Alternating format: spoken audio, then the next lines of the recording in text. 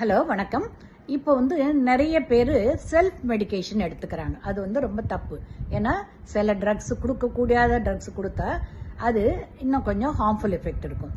அதில் ரொம்ப காமனாக யூஸ் பண்ணுற ஒரு ட்ரக் பேராசிட்டமால். ரைட்டா?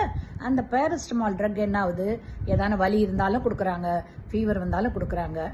அஃப்கோர்ஸ் அது கொடுக்கலாம். ஆனால் அது ஃப்ரீக்வன்சியும் டோசேஜை பொறுத்து.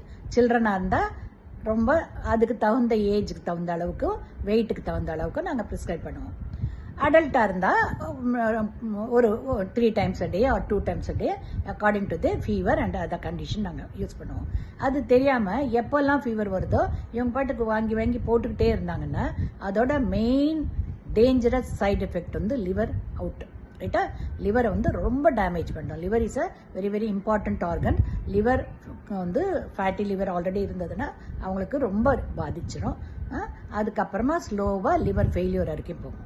அதனால செல்ஃப் மெடிகேஷன் எஸ்பெஷலி பேராசிட்டமால் ரொம்ப யூஸ் பண்ணாதீங்க. ஓகேங்களா?